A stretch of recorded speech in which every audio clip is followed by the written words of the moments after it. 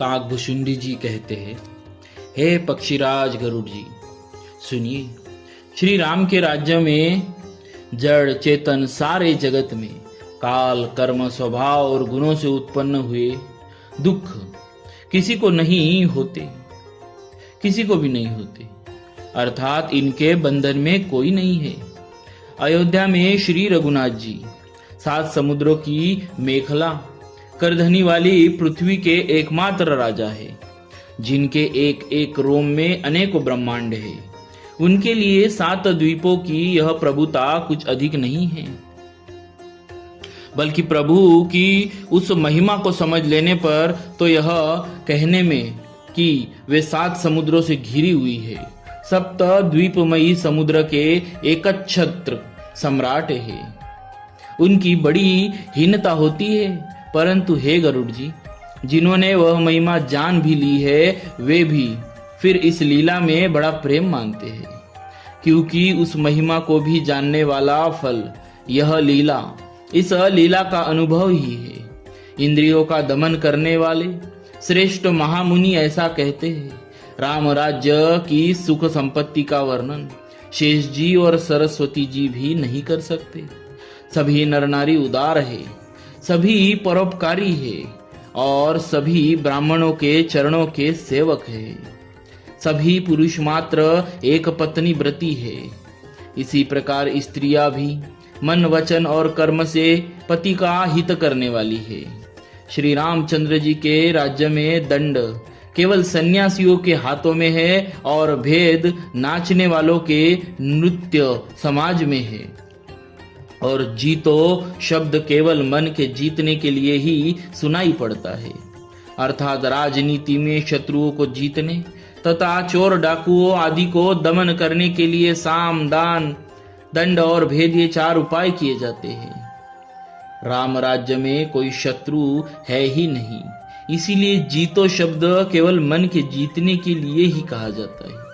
कोई अपराध करता ही नहीं, इसीलिए दंड किसी को नहीं होता। दंड केवल सन्यासियों के हाथ में रहने वाले दंड के लिए ही रह गया है, तथा सभी अनुकूल होने के कारण भेद नीति की आवश्यकता ही नहीं रह गई। भेद शब्द केवल सूरताल के भेद के लिए ही कामों में आता है। वनों में वृक्ष सदा फूलते और फलते हैं, हाथी और सिंह वैर भूल कर एक साथ रहते हैं। पक्षी और पशु सभी ने स्वाभाविक वैर भुलाकर आपस में प्रेम बढ़ा लिया है। पक्षी कूजते मीठी मीठी बोली बोलते हैं, भांति भांति के पशुओं के समूह वन में निर्भय विचरते और आनंद करते हैं। शीतल मंद सुगंधित पवन चलता रहता है, भौरे पुष्पों का रस लेकर चलते हुए गुंजार करते जाते हैं। बेले और वृक्ष मांगने से ही मधु मकरंद टपका देते हैं, गवे मनचाहा दूध देती है। धरती सदा खेती से भरी रहती है। त्रेता में सत्ययुग की करनी स्थिति हो गई है। समस्त जगत के आत्मा भगवान को जगत का राजा जानकर पर्वतों ने अनेक प्रकार की मनियों की खाने प्रकट कर दी। सब नदियां श्रेष्ठ शीतल निर्मल और सुखप्रद स्वादिष्ट जल बहने लगी।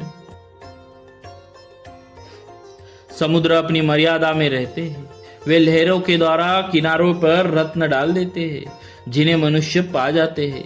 सब तालाब कमलों से परिपूर्ण हैं। 10 दिशाओं के विभाग अर्थात सभी प्रदेश अत्यंत प्रसन्न है।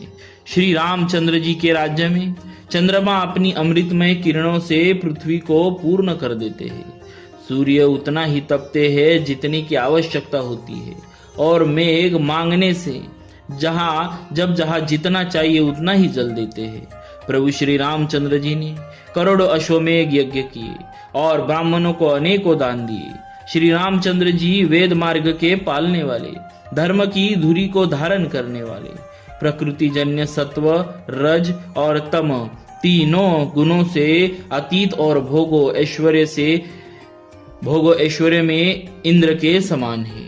शोभों की खान सुशील और विनम्र सीता जी सदा पति के अनुकूल रहती है।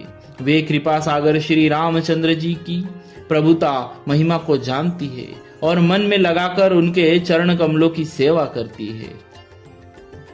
यद्यपि घर में बहुत से अपार दास और दासियां हैं और वे सभी सेवा की विधि में कुशल है, तथापि स्वामी की सेवा का महत्व जानने वाली श्री सीता जी घर की सब सेवा अपने ही हाथों से करती है और श्री रामचंद्र जी की आज्ञा का अनुसरण करती है।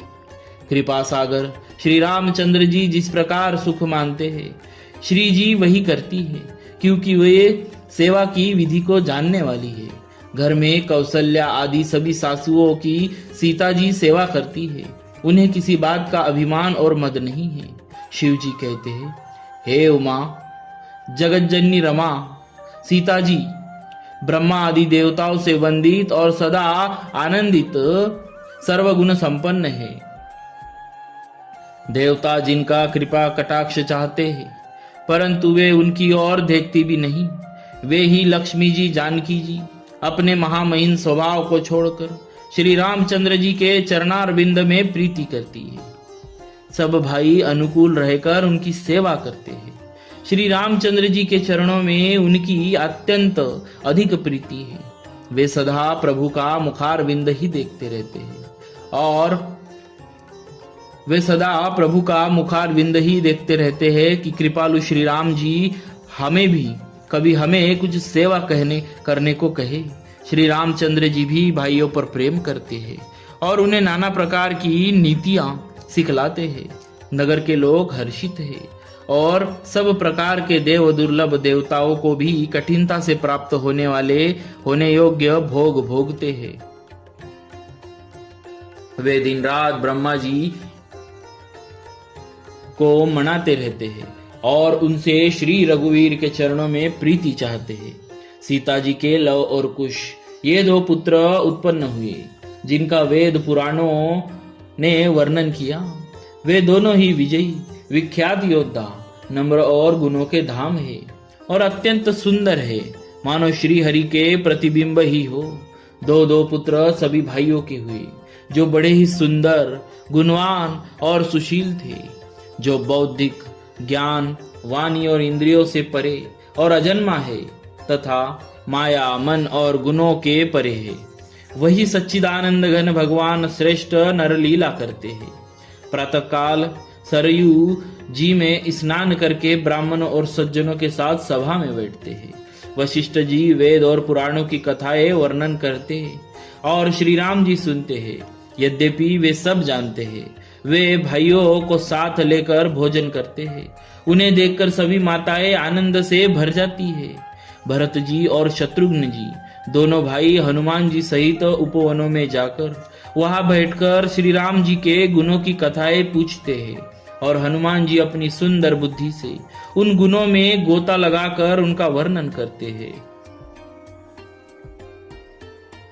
श्री रामचंद्र जी के निर्मल गुणों को सुनकर दोनों भाई अत्यंत सुख पाते हैं और विनय करके बार बार कहलवाते हैं। सबके यहाँ घर घर में पुराणों और अनेकों प्रकार के पवित्र रामचरित्रों की कथा होती है। पुरुष और स्त्री सभी श्री रामचंद्र जी का गुणगान करते हैं और इस आनंद में दिन रात का बीतना भी नहीं जान पाते। बोलिए श्री सीताराम जी महाराज की जय। भक्तवत्सल भगवान की